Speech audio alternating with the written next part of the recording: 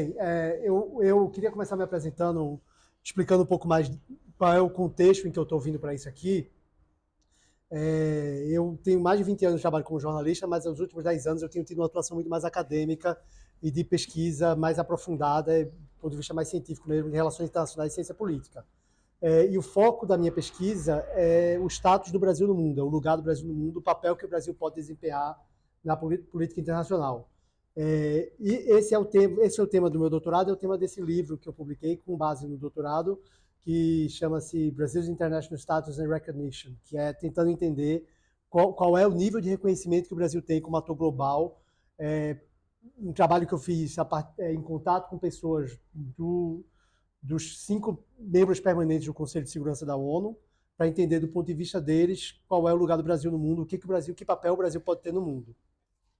E uma das principais conclusões desse trabalho, que eu acho que ajuda a colocar nesse contexto geopolítico de relação com os Estados Unidos também, é que o Brasil é visto como um peão cobiçado. Nenhuma das grandes potências vê o Brasil como um país especialmente relevante, especialmente forte, especialmente importante na política internacional. Acham que o Brasil é um país sempre secundário, que tem ali, pode participar de uma discussão ou outra, mas não tem como ter participação ativa em todas as grandes questões de política internacional. Mas, ao mesmo tempo, eles querem que o Brasil esteja do lado deles. Então, quando você ouve alguém dos Estados Unidos, os Estados Unidos dizem que o Brasil não é importante, mas eles querem que o Brasil seja aliado deles. E quando você fala com alguém da Rússia e da China, é muito parecido. Não, o Brasil não é um país tão relevante assim, mas a gente quer que o Brasil esteja aliado a gente, não aliado aos Estados Unidos. Na hora que você quer ter uma aliança global, você vai querer que os países, mesmo secundários, estejam do seu lado, que isso ajuda a dar peso para qualquer posição que tenha. O que a gente vê, por exemplo, hoje na questão da guerra na Ucrânia, em que o Brasil não está sendo chamado para ser um dos países que toma decisão, mas todos os países querem que o Brasil tenha uma atitude mais aliada a um ou ao outro. Esse é um trabalho que eu faço de pesquisa acadêmica, que começou com pesquisa de imagem internacional do Brasil. Faz mais de 10 anos que o trabalho que eu faço de estudo é tentando entender como o Brasil é visto fora do país. E que rendeu alguns outros trabalhos que eu já publiquei também em livro, como esse que eu coloquei, O Brasil é um País Sério, que parte da minha pesquisa tentava trabalhar essa ideia de o que é a seriedade em política internacional, o que é ser um país sério, o que é ser um país importante. E aí eu fiz esse jogo de palavras com essa frase que é erroneamente atribuída a Charles de Gaulle, de que o Brasil não é um país sério, tentando entender até que ponto o país é sério ou não, né? E aí a conclusão em torno disso é que, em termos de imagem, a imagem do Brasil não é exatamente um país sério, porque a imagem positiva está totalmente alinhada à ideia de cultura, à ideia de um lugar para passar férias, um lugar para ir para festa. A imagem do Brasil é muito positiva nesse sentido. No mundo todo, as pesquisas de opinião mostram que as pessoas associam o Brasil a um lugar lúdico, um lugar de festa, um lugar relacionado ao esporte, mas quando se vê assuntos mais sérios nesse sentido, de política e de economia, a imagem do Brasil não é tão positiva. Então, em termos de imagem geral, não seria, mas, ao mesmo tempo, isso também não é necessariamente um problema quando você pega que países como a Itália, por exemplo, também não são vistos como países sérios, mas são países que têm peso econômico, político na Europa e no mundo todo. Então, não é necessariamente um problema, mas é importante entender como o país é visto para poder trabalhar a forma como o Brasil vai tentar se projetar internacionalmente. Isso é um livro, Daniel? O Brasil é um país sério, sim, é um livro. Eu lancei em 2022. Ele tem como base 2 artigos acadêmicos que eu publiquei durante o doutorado e vários textos que eu publiquei ao longo de 2019 a 2022. Trata muito ali do período de Bolsonaro no poder e como a imagem do Brasil se deteriorou naquele período e tentando entender de que forma isso tinha a ver com o que acontecia dentro do país. Porque uma questão importante quando a gente fala de imagem internacional dentro da área acadêmica, quando se estuda isso, é que a imagem está profundamente atrelada à realidade do país. Tudo isso que o Brasil tem de imagem de um lugar de festa, um lugar de passar férias, um lugar de carnaval, está associado ao que é a realidade brasileira. E muito do que o país tem de imagem negativa, de problema político, de problema econômico, está ligado à realidade brasileira também. Existe uma imagem muito forte no exterior de que o Brasil tem uma democracia disfuncional, de que a situação com a política brasileira se organiza não tem como funcionar e é um problema sério para o país. Isso está ligado à imagem do país e está ligado à realidade da gente também. Então tem essa questão de como a realidade se reflete nessa imagem internacional.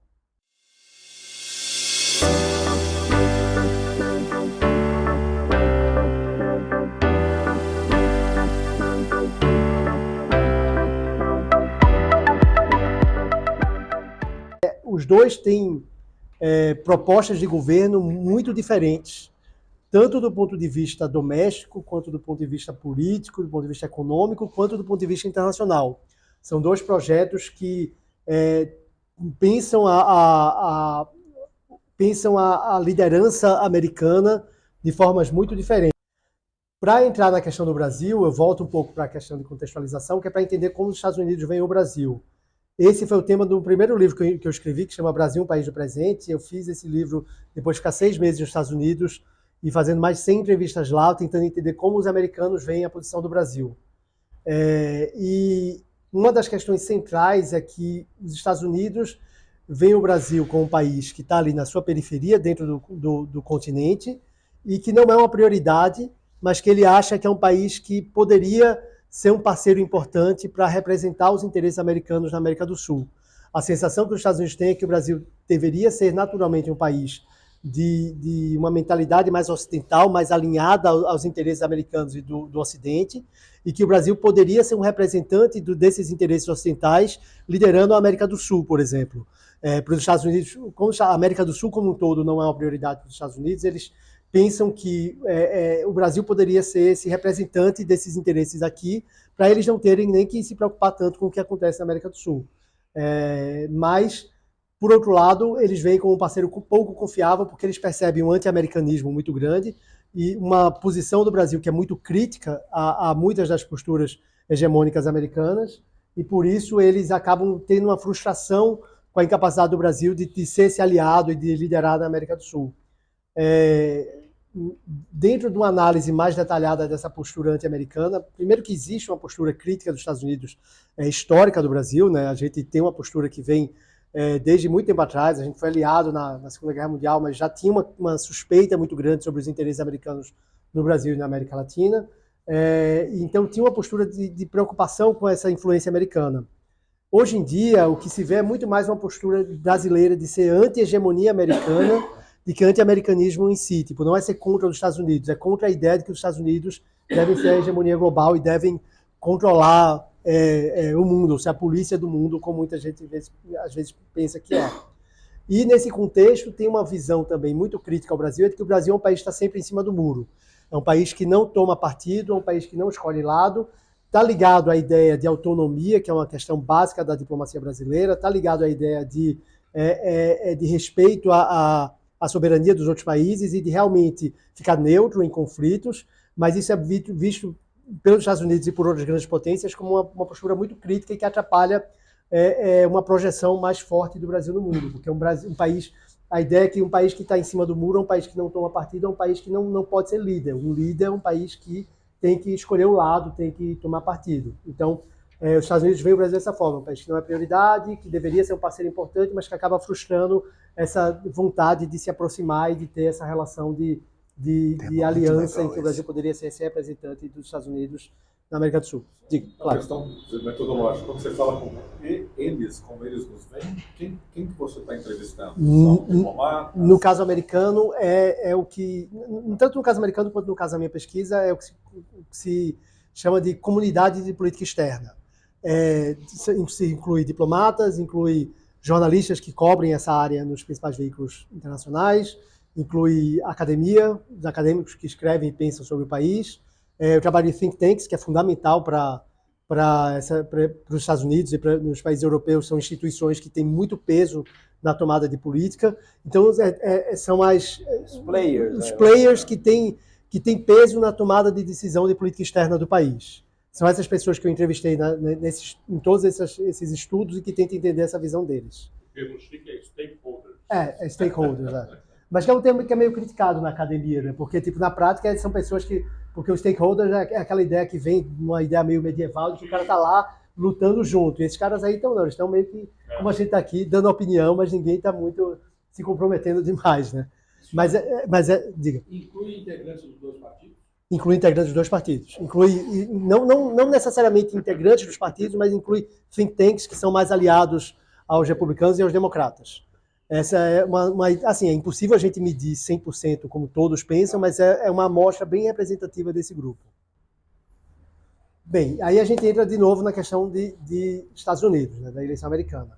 a gente está vendo uma eleição que está vendo a volta de Donald Trump. Donald Trump foi presidente por 4 anos, foi um período em que os Estados Unidos mudaram muito da sua postura internacional, é um líder político que é visto como mais isolacionista, a postura dele é America First, então o foco dele é os Estados Unidos, os interesses americanos, e ele não está nem um pouco interessado na ideia de Estados Unidos como principal liderança global. Como ele quer que os Estados Unidos seja a referência, mas ele não quer ter o custo de liderar o mundo, ele não quer ter o custo de ter que se responsabilizar por bancar a OTAN, por exemplo. Ele quer que a OTAN se banque sozinha e quer que mesmo assim os Estados Unidos sejam a liderança.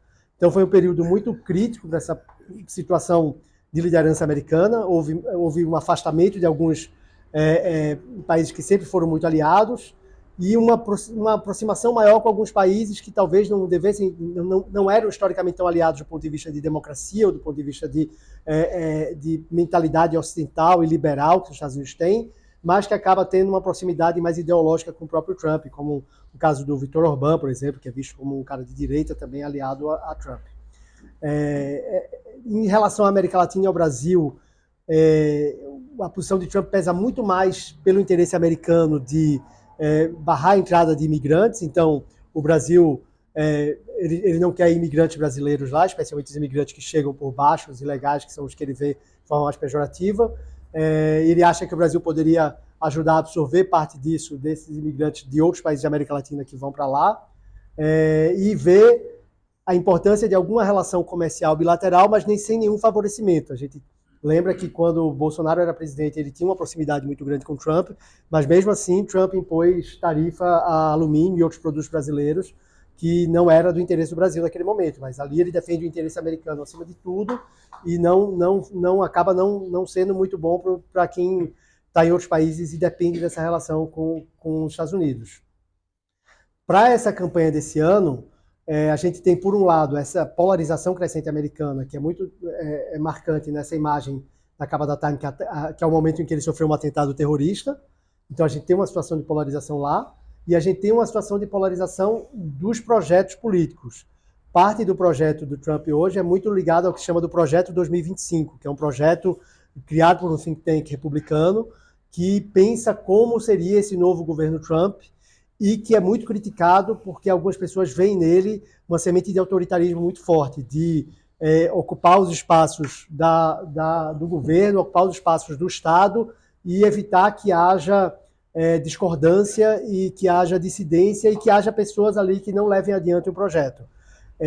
O olhar mais crítico a esse projeto 2025 já pensa nele, na verdade, como uma crítica ao que seria uma próxima eleição americana, quando, se ele questionasse o resultado da eleição, ele teria o apoio do Estado, o apoio de todo mundo que está dentro dos cargos civis e políticos ali, para poder apoiar uma crítica a ele, que foi o que aconteceu, o que não aconteceu em 2020, né? Quando ele perde a eleição, ele tenta questionar, mas havia ali toda uma burocracia formal que, mesmo tendo republicanos em cargos importantes, esses republicanos disseram, não, a gente precisa reconhecer essa eleição porque foi limpa, vamos reconhecer. E aí esse projeto 2025 é apontado como sendo uma semente de uma tentativa de, num futuro mais disputado, ter um apoio maior de pessoas que vão se aliar a ele, independente do resultado real da eleição. O projeto inclui também esse Make the Americas Grow Again, que é parte do Make America Great Again, que é o lema dele, né, de tentar trazer crescimento econômico, mas que ele fala em desenvolvimento regional como sendo uma tentativa de reduzir a pressão de imigração lá, já que imigração é um ponto central para ele, mas muito do projeto está focado mesmo no desenvolvimento da economia americana e não tanto dos parceiros. E terminando aqui, essa questão de que existe um grande risco de uma escalada autoritária se ele ganhar. Teve um momento muito problemático nesse início de campanha, em que ele estava fazendo um discurso, e ele chegou a dizer, publicamente gravado, que os cristãos que apoiam ele devem ir votar esse ano, porque se eles forem votar esse ano, eles não precisam nem votar mais, porque, dando a ideia que nem vai ter mais eleição depois, porque ele já vai estar no poder. Então, essa é a grande preocupação de quem olha de fora. Isolacionismo, um projeto muito focado no desenvolvimento só dos Estados Unidos, independente dos parceiros, e uma possibilidade de crescimento do autoritarismo na política americana. a situação hoje dos Estados Unidos é vista como uma situação em que a economia está indo bem, mas a população não percebe. A situação do emprego está muito positiva, a economia está num ritmo de crescimento aceitável, mas as pessoas estão sentindo muito o efeito de inflação que vem desde a época da pandemia e que tira o poder de compra delas, então elas estão muito insatisfeitas, apesar de ter emprego, apesar de ter renda, elas estão insatisfeitas que acham que está tudo muito caro e não dá para consumir como antes. Então, tem essa situação favorável da economia que as pessoas não percebem. Kamala Harris assume com a promessa de manter a política de Biden, nesse sentido do que é visto como dando certo, mas ela tem feito uma campanha muito ligada à ideia de reduzir custo de vida. Então, tem propostas que falam até mesmo em congelamento de preço, que é uma coisa que não tem absolutamente nada a ver com o ideal americano de lidar com a economia, né, com o liberalismo americano, mas é algo que chega a se falar. E tem uma questão de como ela vai criar um projeto novo que possa atender as classes médias e que possa atrair esse eleitor que está insatisfeito. Então, ela está tentando criar um programa econômico que possa ter esse diálogo maior e que possa romper essa barreira de insatisfação popular. Mas, ao mesmo tempo, existe uma expectativa muito grande de que vai ter uma continuidade. E, especialmente, quando se pensa em não só política doméstica, mas como política internacional. O governo Biden foi um governo que, depois do isolacionismo de Trump, trabalhou a ideia de que os Estados Unidos precisam ter uma presença ativa nas questões globais e que é uma força para o bem global. Então a gente vê os Estados Unidos tendo uma participação muito ativa no apoio à Ucrânia na guerra contra a Rússia, e vê os Estados Unidos tendo um papel muito importante no apoio a Israel na guerra contra o Hamas. A política externa de Kamala Harris hoje se constrói em cima de uma continuidade de um papel de hegemonia americana e numa situação em que os Estados Unidos querem ter um papel fundamental de liderança no mundo. Especificamente dela, tem alguns pontos que divergem um pouco disso, entretanto. O primeiro que mais tem sido falado aqui no Brasil, e aí quando a gente vai falar sobre os impactos para o Brasil, é que tem uma coisa anedótica, que é o fato de que o pai dela passou uma temporada de alguns meses na UNB, morando aqui em Brasília. Então, o que mais tem sido tratado na mídia brasileira nos anos 90. Ela sabe o Brasil. Pois sabe que o Brasil existe. Existe um questionamento sobre se o pai dela tem alguma influência no pensamento dela. Algumas pessoas dizem que sim, outros dizem que não. O pai dela tinha uma postura muito mais de esquerda, economicamente e politicamente. Ele tem uma visão quase marxista, menos alinhada ao liberalismo americano. E ele passou essa temporada em Brasília. Teoricamente não é uma pessoa que vai ter tanta influência sobre ela, mas é algo que tem se falado muito. E aí a gente pensa isso, né? Pelo menos ela sabe que o Brasil existe e onde é o Brasil. E existe a perspectiva de uma continuidade da doutrina Biden, como eu falava antes, né? De uma política externa que vai ter uma presença marcante no mundo, que não quer ser isolacionista. Mas existe um ponto muito interessante da política externa dela, especificamente, é que os dois principais assessores dela, que escreveram 2 livros sobre a política externa americana, uma é a Rebecca Lissner e o outro, eu esqueci o nome, que escreveu esse livro, Losing the Long Game.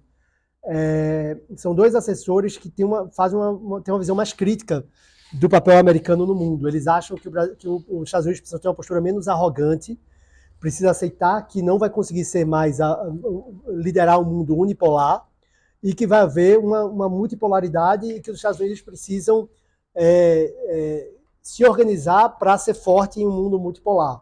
Permitir que surjam outras lideranças, permitir que a China tenha sua esfera de influência, permitir que a Rússia tenha sua esfera de influência e que outros países emergentes também venham a ter alguma influência no mundo.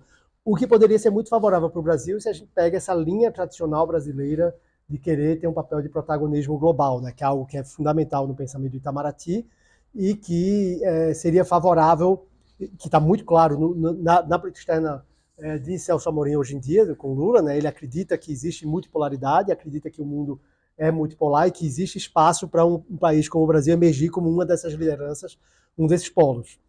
Eu acho isso altamente questionável, eu acho que a gente não tem evidência de multipolaridade, a gente tem evidência no máximo de bipolaridade, com a China crescendo, mas é o que ele acha e é o que acham alguns dos assessores da Kamala Harris. Então, se ela ganhar, Claro, de imediato, o mais provável é que ela tenha continuidade de uma política democrata tradicional, que tem os seus falcões e que tem os seus interesses lá e que não vai ter um rompimento.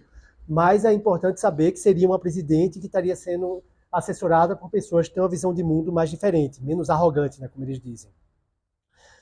Outra questão importante é que a política dela tem uma preocupação muito maior com questões que podem ser relevantes para o Brasil, que são direitos humanos, clima e democracia, que são pontos que a política de Trump, isolacionista, é mais deixe cada país viver o seu. Ela, teoricamente, poderia ter uma influência muito maior numa questão, por exemplo, de política climática, de fazer uma pressão para o Brasil ter uma política mais ativa de proteção da Amazônia, por exemplo.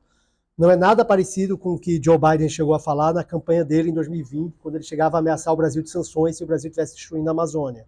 Mas existe essa preocupação com o clima que pode pesar nas relações dela com o Brasil, assim como questão relacionada a direitos humanos, democracia e outras questões. E aí a gente entra nos impactos políticos, como isso pode pesar para o Brasil também, né? Bem, um deles é a questão da ascensão da extrema-direita. A gente está vendo ciclos no mundo, né? A gente teve a eleição de Trump nos Estados Unidos, 2 anos depois a eleição de Bolsonaro no Brasil, depois a eleição de Biden nos Estados Unidos, 2 anos depois a eleição de Lula no Brasil, agora a gente vai ter a eleição americana. Então, uma eleição de Trump pode voltar a reforçar esse fluxo. Uma eleição de Trump nos Estados Unidos pode ser um aceno para a extrema-direita que pode voltar a crescer no Brasil e em outros países do mundo. A gente viu na França, por exemplo, a extrema-direita tem força, mas acabou perdendo a eleição. Mas uma vitória de Trump favorece esses movimentos.